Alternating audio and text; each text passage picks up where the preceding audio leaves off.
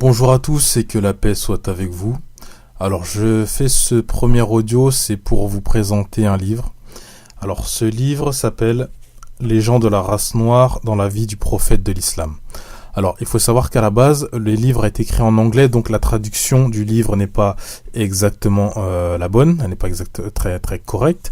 Le véritable titre c'est African Muslims in the Time of the Prophet. Alors, c'est un livre qui a été écrit par l'un des plus grands savants de l'islam du XXe siècle. C'est un savant qui s'appelle le professeur Mohammed Hamidullah, pour ceux qui le connaissent. Alors, il faut savoir que c'est un savant qui n'est pas d'origine africaine, il n'est pas arabe, il n'est pas non plus maghrébin, il est d'origine indienne. Alors, si je vous dis ça, c'est pas anodin. C'est parce que, à la lecture de ce livre, on pourrait penser que c'est un savant d'origine africaine qui veut mettre en avant sa culture ou son peuple ou sa couleur de peau. En fait, il faut savoir que non, justement, ce n'est pas du tout le cas du fait que c'est un savant indien qui a écrit ce livre. Alors, je tenais à diffuser ce livre-là parce qu'il faut savoir que c'est un livre qui est introuvable dans le commerce.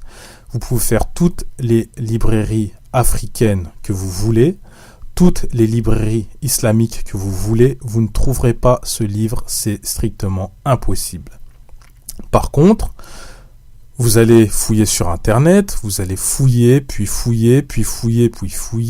sur une page perdue, vous allez trouver un lien qui va vous permettre de télécharger ce livre. Donc pour vous dire que ce livre est vraiment très rare.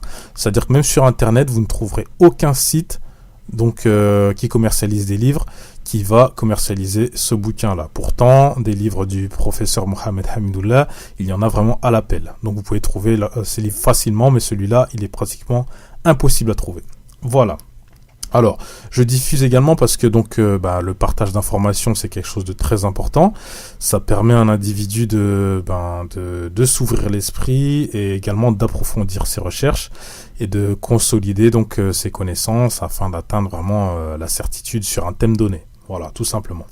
Alors, le thème abordé de ce livre, c'est un thème qui me tient à cœur, tout simplement. Donc, en gros, ça va parler de la place de l'homme noir dans l'islam, pour faire court. Voilà. Donc, je vais vous lire déjà la première phrase de ce livre, comme ça vous allez voir de quoi il en retourne un petit peu.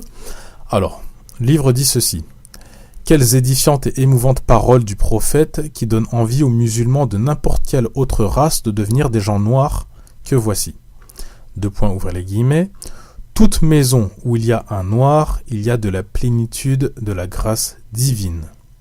Donc je répète, toute maison où il y a un noir, il y a de la plénitude de la grâce divine. Voilà. Donc, si je vous lis ce livre-là, ou en tout cas ces premières phrases, c'est tout simple. C'est parce que on a remarqué en tout cas j'ai remarqué, et je suis pas le seul, que il y a une certaine islamophobie qui est grimpante en ce moment chez les afro-descendants, en tout cas dans la sphère afro. C'est-à-dire que vous allez trouver chez beaucoup de jeunes ou même certains anciens des comportements ou même des phrases insultantes sur internet ou même dans des vidéos, des actes ou des phrases insultantes envers l'islam et envers les musulmans noirs d'une manière générale. Voilà. Et c'est pour ça que j'abordais ce thème-là. Il faut savoir que c'est pas pour faire du suprémacisme du tout. C'est pas en islam, le suprémacisme est interdit. Donc c'est clair et net. Je pense que tous les musulmans savent ça. En tout cas, ceux qui ne sont pas musulmans, bien maintenant ils le sauront. C'est-à-dire que il n'y a aucun être humain qui est supérieur à un autre être humain en fonction de sa couleur de peau, de son origine ou de son peuple ou quoi que ce soit. Voilà. Ça se trouve à l'heure actuelle. La personne la plus aimée du Tout-Puissant, c'est un croyant, un musulman qui vit au Mexique. Ça se trouve, c'est un musulman qui vit en Norvège. Ça se trouve, c'est un musulman qui vit au Congo. Ça se trouve, c'est un musulman qui vit au Japon. On n'en sait rien, il n'y a que Dieu qui sait. Voilà. Et donc, je pense que ce livre-là, alors, il va permettre aux Noirs d'une manière générale, parce que il faut savoir une chose, c'est que les Noirs souffrent d'un déficit de confiance en eux sur plein de choses, sur plein de domaines de la vie, et malheureusement le domaine religieux en fait partie. Et je pense que ce livre-là, il va permettre déjà donc aux musulmans noirs dans un premier temps, de vivre leur religion avec vraiment sans complexe, pleinement, sans souci. Il va permettre aux Noirs qui ne sont pas musulmans d'avoir une vision un peu plus épurée de l'islam, contrairement à ce qui pourrait leur être raconté sur tout un tas de réseaux, par tout un tas de personnes, etc. Alors je pense que déjà, pour revenir sur l'islamophobie justement qu'on observe chez les afrodescendants, ce sera, si Dieu le permet, le thème d'un prochain audio que je ferai parce que c'est un thème que je voulais aborder depuis très longtemps. Voilà. Ce livre-là, il va également permettre aux musulmans qui ne sont pas noirs de ne pas tomber dans le suprémacisme. Tout simplement. Je pense que c'est important et c'est important de rabaisser un petit peu son ego tout simplement par rapport à son origine. Ça veut pas dire qu'on peut pas être fier de son origine, qu'on peut pas être fier de ce qu'on est, de sa couleur de sa peau, pas du tout, hein, c'est pas ça. C'est juste que il faut pas se sentir supérieur ou inférieur par rapport à son origine ou à sa couleur de peau. Voilà, tout simplement.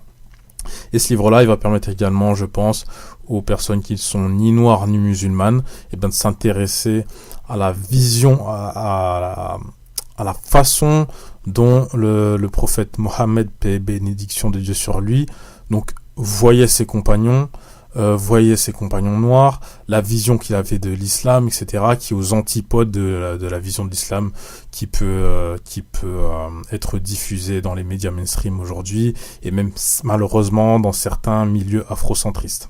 Voilà. Donc, ce que je voulais vous dire, c'est que ce livre-là, je vous invite à le lire et à le commenter.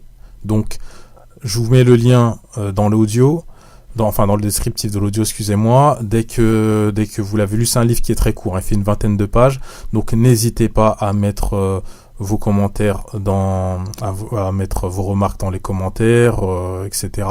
Si vous avez même d'autres livres qui abordent ces thématiques-là, n'hésitez surtout pas à me les mettre en commentaire. Moi, je suis ouvert à ça. Et moi je suis pour le partage de connaissances, comme je vous le disais, et que ce soit des livres en anglais, des livres en français, que ce soit des livres en espagnol ou en arabe, ou même des audios, des vidéos, il n'y a pas de problème, je suis preneur.